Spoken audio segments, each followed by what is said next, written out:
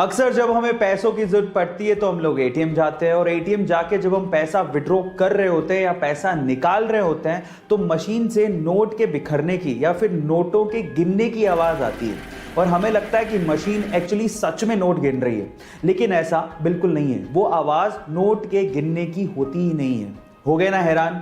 जी हाँ गाइस, वो एक्चुअली एक स्पीकर से निकाली गई आवाज होती है जिससे आपको ये संतुष्टि या फिर ये तसल्ली रहे कि आपके पैसे आने वाले हैं। गाइस, क्या ये इंटरेस्टिंग फैक्ट इससे पहले तक आपको पता था? और अगर नहीं पता था तो चैट सेक्शन में जरूर लिखिएगा। देश में कई लोगों का ऐसा मानना है कि राजनीतिज्ञ और भ्रष्टाचार ये एक दूसरे के पर्यायवाची हैं, लेकिन हर राजनीतिज्ञ ऐसा नहीं होता। जैसे उदाहरण के तौर पे लाल बहादुर शास्त्री जी। गाइस, लाल बहादुर शास्त्री जी ने प्रधानमंत्री पद की शपथ एक फटी हुई धोती में ली थी और बाद में ऐसा पता लगा कि लाल बहादुर शास्त्री जी के पास सिर्फ 2 ही धोती और सिर्फ 2 ही कुर्ते थे। प्रधानमंत्री बनने के बाद उनकी धर्म पत्नी ने उनसे कहा था कि अब आप नई धोती क्यों नहीं ले लेते। तो उसके बाद जो लाल बहादुर शास्त्री जी ने कहा वो आप लोगों को सुनना चाहिए। उन्होंने कहा कि देश के करोड़ों किसान ऐसी ही धोती पहनते हैं और मुझे नई धोती पहनने का कोई अधिकार नहीं है। गाइस, आपका लाल बहादुर शास्त्री जी के सरल जीवन के बारे में क्या कहना है चैट सेक्शन में जरूर लिखेगा। गाइस, क्या आपने इंडिया के पहले गार्बेज कैफे के बारे में सुना है? शायद नहीं सुना होगा और एक कॉन्सेप्ट भी आपके लिए नया होगा, तो चलो मैं आपको बताता हूं। छत्तीसगढ़ के अंबिकापुर सिटी में अंबिकापुर म्युनिसिपल कॉर्पोरेशन ने इंडिया का पहला गार्बेज कैफे खोला है। ये गार्बेज कैफे गरीबों और कचरा बीनने वाले लोगों के लिए खोला गया है।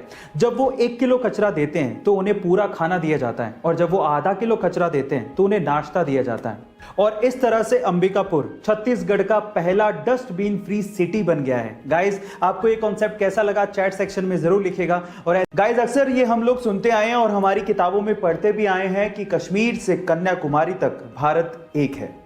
लेकिन क्या आपको पता है कि कश्मीर से भी ऊपर लद्दाख में एक जगह है जिसका नाम है काराकोरम और वो भी भारत का हिस्सा है? बहुत से लोग इसके बारे में जानते तक नहीं हैं। इस हिसाब से अगर देखा जाए तो कश्मीर से लेके कन्याकुमारी नहीं बल्कि काराकोरम से लेके कन्याकुमारी तक भारत एक है, ऐसा होना चाहिए। क्या इसके पहले तक ये फैक्ट आपको पता था और क्या आप मुझसे सहमत हैं? तो चैट सेक्शन में जरूर लिखिएगा। गाइस, अक्सर आए दिन हमारे सामने अलग अलग तरह के मेम्स आते रहते हैं और हम लोग मेम्स को एंजॉय भी बहुत करते हैं और डेफिनेटली आप लोगों ने किसी ना किसी मेम में ये हंसता हुआ आदमी का चेहरा तो जरूर देखा होगा।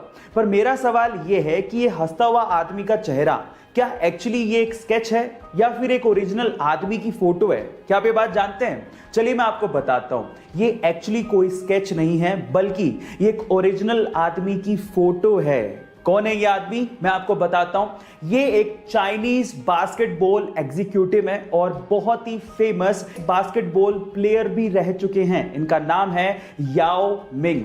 क्या इसके पहले तक ये फैक्ट आपको पता था? और अगर नहीं पता था तो चैट सेक्शन में जरूर लिखेगा और ऐसे अमेजिंग वीडियोस के लिए